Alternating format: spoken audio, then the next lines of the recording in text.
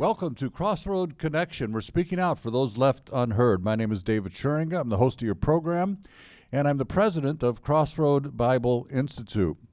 Now, as you know, we are an educational institution, and we think and believe, and there's lots of studies to back it up, that to help our students who are incarcerated, that we believe that the best thing we can do is provide them with an education, albeit a Christian education, because recidivism rates tend to plummet when people get more education. Now, I have someone in the studio with me today, a very special guest. Her name is Dr. Elaine Richardson, or Dr. E for short. She is a professor of literacy studies at the Ohio State University. And she's involved in a bunch of other stuff, but she has a memoir called PhD to PhD, and we're going to have to talk about what that means for the folks. But first of all, welcome, Dr. E, to the program. It's a delight to have you here. Thank you for having me, Dr. Schuringa. It's you've written this book. You are a professor at the University of Ohio. The Ohio State University. Ohio State University. Yes. That's like Michigan State and University Right. of Michigan. You got to be careful. Got to be careful. But you grew up in Cleveland. Yes. And your life is dramatically different today than what it was then. Yes, definitely. Well, why don't we just jump right in, PhD to PhD. What's that first PhD mean? It's actually an acronym for Po-Ho on Dope, and that would be like the street way of saying, she's nothing but a prostitute, or she's, an addicted a street walker, right? Prostitute, right. And this is the life that you experienced. That's definitely my testimony. My truth is that some traumatic events happened in my life. Yes. And one being just seeing one fight that my parents had when I was a small kid. And I didn't really realize how that broke me until I was older, to know that my spirit actually kind of got broken when I was maybe 5 or 6, when I saw your folks fighting. Yeah, that fight did something to me. And I was always, like looking for love, or feeling like, there was the love in my home was gone.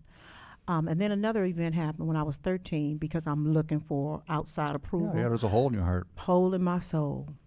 And the first guy that paid me any attention raped me. I was 13 years old, trying to fit in with my friends. At a school cutting party, I got raped. And it just seemed like after that, every guy that I met was a pimp. Now, of course, maybe I had a scarlet letter on my forehead that I was attracting these type of guys. People can see when you are needy. Right. Well, especially when something traumatic happens in the middle school years. Yes. That has overwhelmingly negative effects. And I think most people, a lot of people that are struggling today, they were abused or something physically, emotionally, sexually in those middle school years, right? Middle school years. I had an abortion as a result of that rape too. So that was just like layers of trauma that never got dealt with or addressed, because I never went to any kind of treatment or anything. And my first boyfriend was a pimp. Wow. And introduced me to the street life.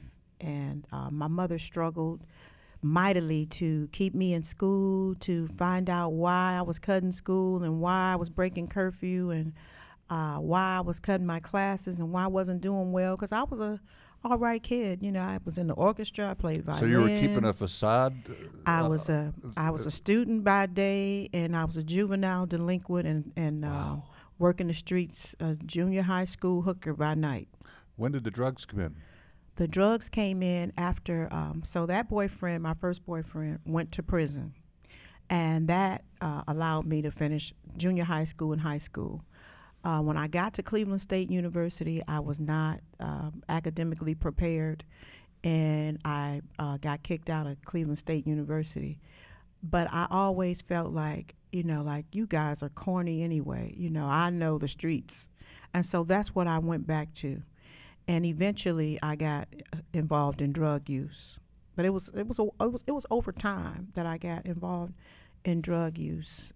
So when things didn't work out, there's a tendency to fall back on what you know, I suppose, right? Yeah. Is that what you're Well, saying? I had very low self-worth, and I never felt like I fit in with people. So the street life people, I felt like I could fit in with them. You know, you can always find people that you fit in with that are oppositional to, you know, places that you feel like you've been rejected from. So I felt I had been rejected from school. I didn't fit in with the school people. That I felt I was very self-conscious. My mother was a Jamaican immigrant. People talked about our speech, our food. I was not attractive. At least I didn't feel attractive. And all those kinds of things made me feel like around these people, I'm accepted. You know, I can fit in with this crowd. Sure. And so those were the people that I gravitated toward. Was there any sort of faith orientation growing up in your family? Oh, definitely, yes. I figured that. I mean, but people need to see that. Oh, yes. You guys probably church-going folk? Oh, yes. Yeah. I grew up in the, you know, I went to Sunday school, Yeah. sang in the junior choir. Memorized Bible text? All of that. Bible study, Sunday school, sang in the choir. Yeah. All of that. But, you know, I really believe that even though I went so far away from all of that it was down in there. Well, he didn't let go of you, did he? Part of my shame, I think, was that I was, you know, I think I was ashamed for God, you know, I was ashamed to admit these things to God. So I kept running from him, you know, because I kept promising God that if you forgive me for this abortion, and then whatever the next thing would be was if you forgive me for this, and, you know, I just kept piling it on, forgive me, but I wasn't stopping, you know, doing the things that I was doing. Yes. What began to, I mean, you probably did some jail time from time to time? Yes, I was, by the time I got really into prostitution as a young adult, I was going to jail all the time. Oh. I was going back and getting arrested very often. Really? In fact, my mother was calling the police on me a lot and had her friends calling the police on me because I was working like in the area where I grew up. Wow. And so I was that far gone where people in my neighborhood knew, you know, everybody knew. And my mother was at her wit's end. She was always trying to get me off the street, trying to make me remember who I was and trying to help me. Now, it strikes me that that's pretty unusual that you found your way out. What turned it around? Well, it was a struggle. It wasn't like the first time I tried to stop that I did. I had been in treatment before. Toward the end, I found out about this program called Project Second Chance for sexually exploited women and girls. I was getting out of jail one day in Cleveland, in the Justice Center. There was a flyer about this program called Project Second Chance, and I went. And I would go to the meeting sometimes and talk to the social worker. He was a professor at Cleveland State who started this program way up before, you know, the human trafficking thing got big. And I just couldn't do what he told me to do, which was stop drinking and drugging, and you have to leave your pimp. And by that time, I had had a baby by this last guy that I was with. And I just felt like I had to stay with him because I had a baby by him. You were family. And it was my low self-esteem. Like, he was my self-esteem. Oh. You know, at least I could, even as low as I felt, at least I could point to this guy and say, he's my child's father. So that vicariously made me I got worth you. something. Well, you brought your book along here, and I think that you're going to read a little excerpt that tells about that turning point. Yes. Am I correct? Yes. All right, we're going to take a look at that in just a moment, and we'll be right back. At Crossroad Bible Institute, we are committed to helping people in prison develop relationships with Jesus Christ. By correcting Bible study lessons and writing letters of encouragement, CBI instructors participate in this ministry in a safe and secure way. For more information or to sign up to become a CBI instructor, please visit us at cbi.fm on the web. Welcome back to Crossroad Connection. I have in the studio with me today Dr. E. And Dr. E has written many books. She's a professor in Ohio. Is it Ohio State? Yes, Ohio the State. Ohio State The University. Ohio State University. Yes. That's right. And we're talking about, first of all, a tremendous turnaround that you experienced. You were you grew up, went through all these different problems, got into prostitution and drug addiction and all of that. Yeah. But then you got turned around, and you have a little excerpt from your book, PhD to PhD. Yes. It's published by who? New City Community Press. New City Community Press. And you're going to give us a little background and read this for us? Yes. So this is toward the end of my addiction. It's right at the point where I have decided that my life is totally unmanageable. I can't control myself at all, and I need to go to prison. This is the only way that I feel that prison or jail? No, I felt, well, I was pregnant. I was over 9 months pregnant, and I went on a very bad binge, and I could not stop getting high. And I felt like, I know I've killed my baby because it has not moved. And Wow. I've been Oh, doing my. drugs for days and days, Yeah, and I've been yeah, out on the streets. And I went to a friend's house, and I asked my friend to call the ambulance for me because my baby was dead inside of me. And I wanted to go to the hospital for them to take it out and put me in prison. That was my plan of escape. But God has something else planned. Show us what happened. So this is an excerpt from chapter 11 called The Gift of Love. The staples of my diet were cocaine, T's and B's, and plain Lay's potato chips. Now and then someone would suggest a chicken wing. To keep my blood flowing, I topped off these nutrients with a shorty of wine or a quart of malt liquor. My regular was running in and out of Melvin's house all hours of the day and night. In surprising moments of clarity, I would remember that my baby should have been born, and I'd be truly sorry for what I was doing, but I couldn't stop. My catnaps began to torture me. I saw my mama's face echoing Grandma's words. You nah give way picnic. You give way puss and dog. Grandma sacrificed Mama's opportunity to get an education so that maybe someone in our family down the line could get one. Why couldn't I, right here in the so-called land of opportunity, sacrifice for the baby in my belly and the one that I dumped off on my mama? Grandma and Mama's words haunted me. But I wasn't fit to raise any child. I couldn't even control my own mind. Where was that girl who loved to sing, learn, play the violin, and who loved her family and friends? I was just an addicted corpse, carrying a fatherless baby into hell. There was only one way out, the hospital. Melvin, I need an ambulance. You in labor? No, the baby is dead. I ain't felt it move in a long time. I need help to get it out. Can you call an ambulance for me? I'm way past 9 months pregnant.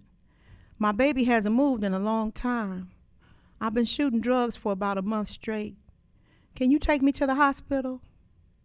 I gave my name and location.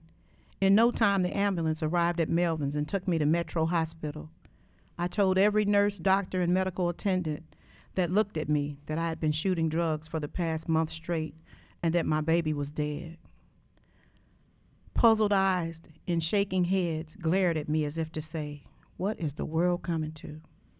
I didn't know anything except that I needed to go to jail for what I had done to the baby. After a thorough examination, the doctor confirmed that my baby was alive. Alive? I couldn't believe it. Alive? I didn't know if I should be happy or sad. The doctor said that I needed nutrients. They started me on an IV and told me to eat as much as I wanted.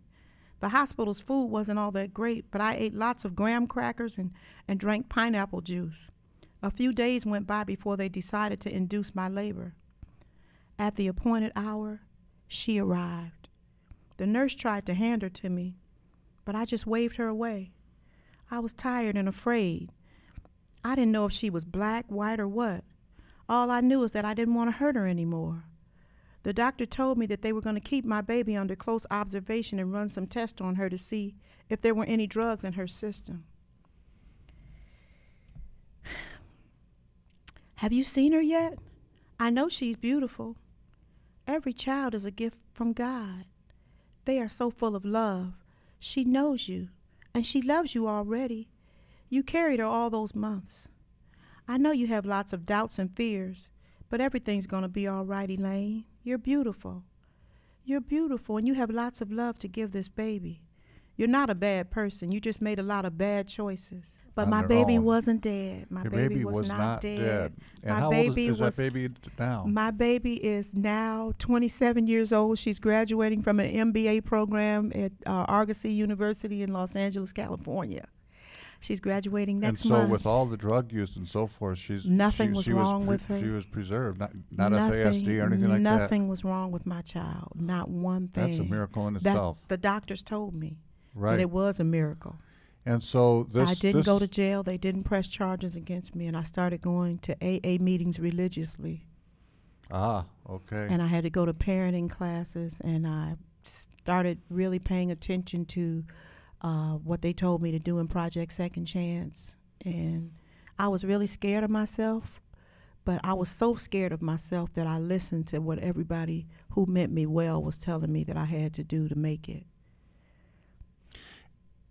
You had children before this? I had one daughter before this. One daughter before this. Yes. And so with the second one, yes, you had suffered enough, gone down far enough that you were ready to listen and make the change. Yes. We're going to talk more about this for the rest of the program because it's so important, but I want to get started right now.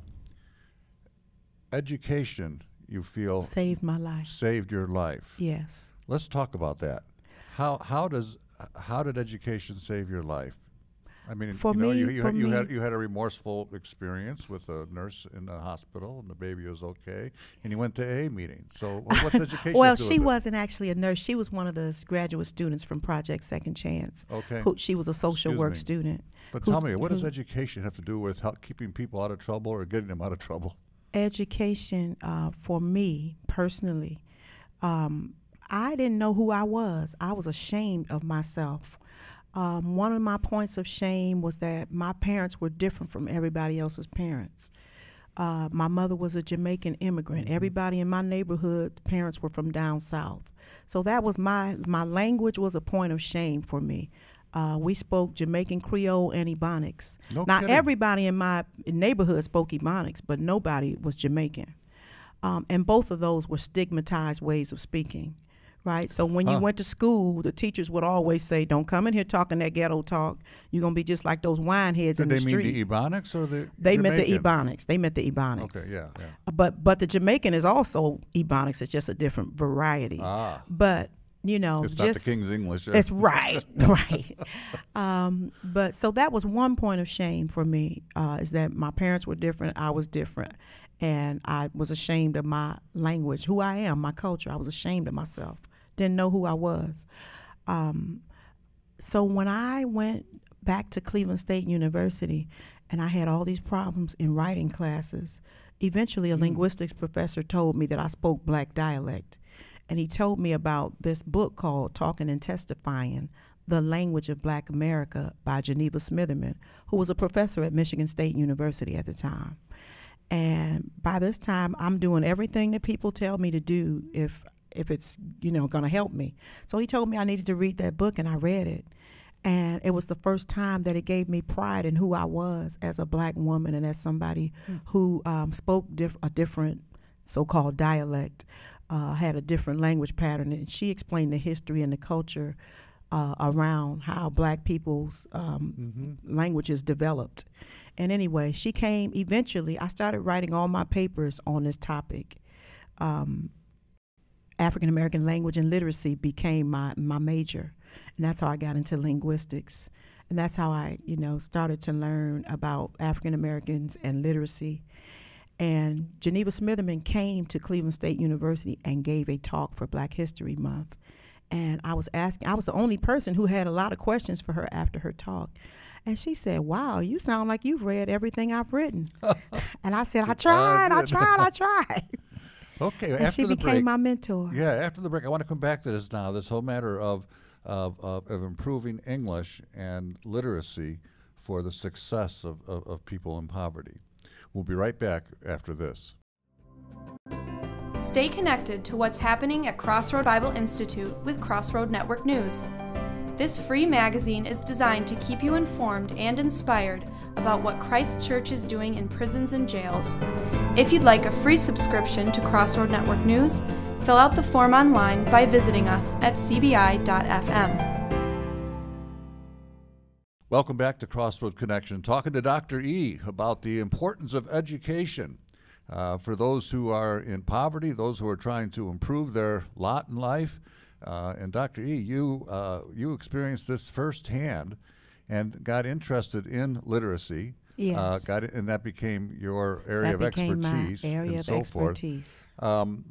And sometimes what I hear, you know, as a white person and so forth, that sometimes in the inner cities and so forth, education is looked down on as being. That's not my experience. Okay, that's what I say, because they say, "Oh, you're acting white" or something like that. Oh well, now I've heard that. I've heard, you know, that there are people who, you know, get seen as acting white, but those are usually titles given to people who get education and feel like they're better than other people. That's been my experience with that. So there's not in poverty areas a bias against education as such, just ignorance of its importance. I didn't experience that. No, I didn't. Ever since I've, you know, my experience is that people were always proud of me. Like when people who I did drugs with, people in my community who saw who knew where I was, they were always, when I went back to school and they saw me with my kids standing at the bus stop, people, you know, always tried to help me. People always tried to encourage me. I think that some people don't have the support that they need to get an education. I just was blessed that I had my mom. I had my play aunt, who was our next door neighbor, who kept my children for me. I just there had was a some good order support in your life and so forth that could accomplish it. Yeah, some people don't have a support system. No, I know it's hard if you don't have a support system. Yeah, right. And if nobody in your family has, you know, an education or a drive for it. See, my mother had a drive for education. She was a Jamaican immigrant. She didn't have a chance to go past the 6th grade. So I knew that was a tape playing in my head that I should be going to school.